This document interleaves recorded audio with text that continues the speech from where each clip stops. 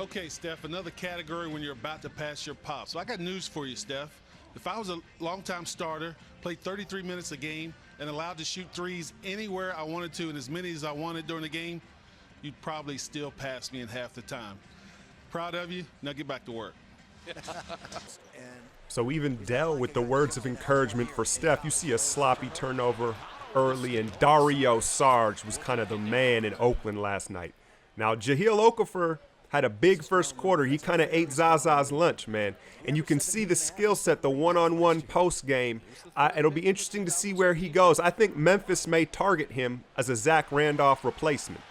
Clay hit a bunch of early threes, and it was kind of back and forth. We weren't playing no defense, but the shots were dropping early.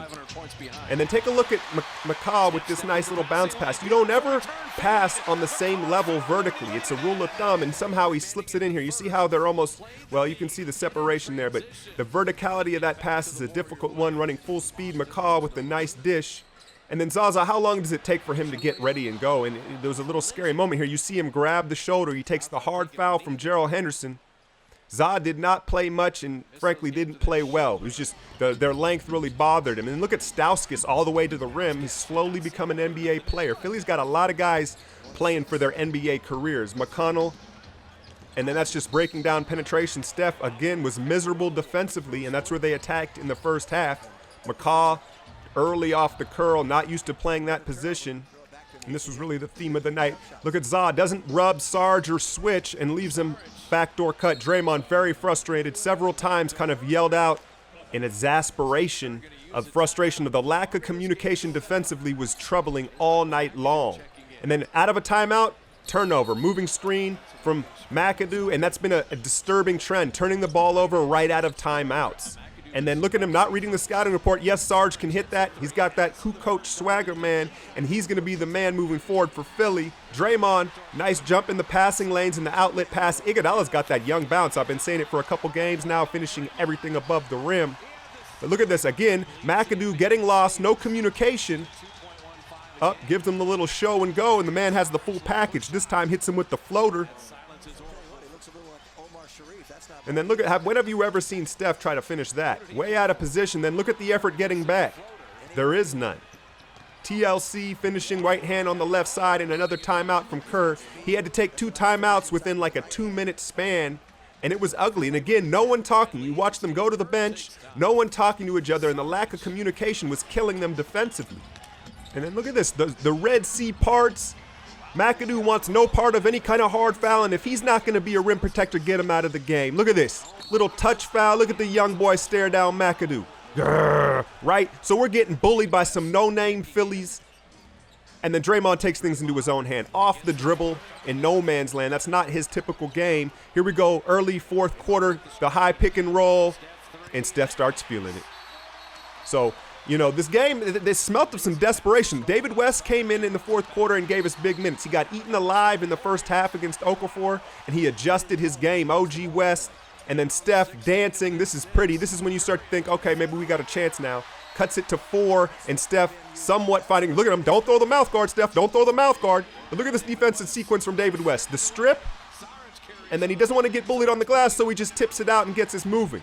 Again, this is a microcosm of what's been going on. You get it. You get it. No. Oh, okay. They'll get it. And then Draymond really took over defensively in this fourth quarter. I know you guys watching this game, it was really clear, but I would like him to be a trailer here in this play. Steph hits the 3, defense leading the offense, as it always should. I don't know why it's so hard for them to figure out sometimes, but he needs to stay in that play rather than celebrate. Now, Clay steps out of bounds here, and you see a rare sign of emotion from Clay, jabbing in the ear of the rookie TLC. I'm not even going to try and pronounce his name. Talk a little shit. I love that anytime you can get Clay fired up. And then what I was talking about, making a pass on the same level vertically is really a turnover almost every time. That's what made the McCaw pass such a nice pass. But it's interesting, Draymond didn't yell at Matt or show no kind of frustration towards old Barnes.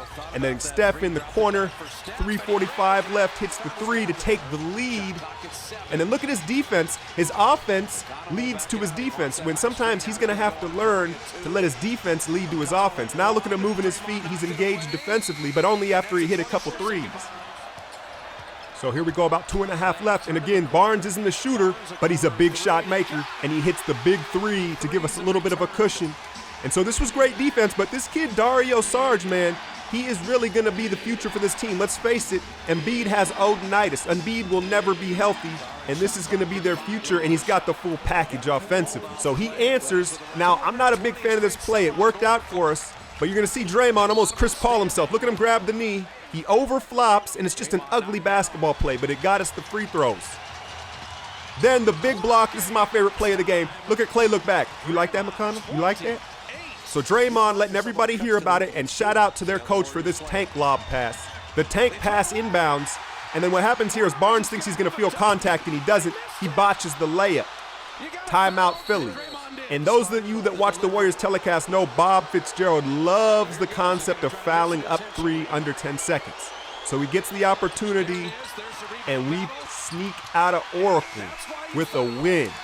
But this thing was scary, y'all. I'm not going to lie. Through 3 quarters, it was ugly. And where we're missing Bogut more so than screens is that backline communicator. No one was communicating the switches on defense, and Philly and other teams have been exploiting us with our lack of communication defensively. The shots will eventually fall, but we got to get it together defensively, communicating, and stop half-stepping our help defense. Hit that like, share, and subscribe. I'm out, y'all.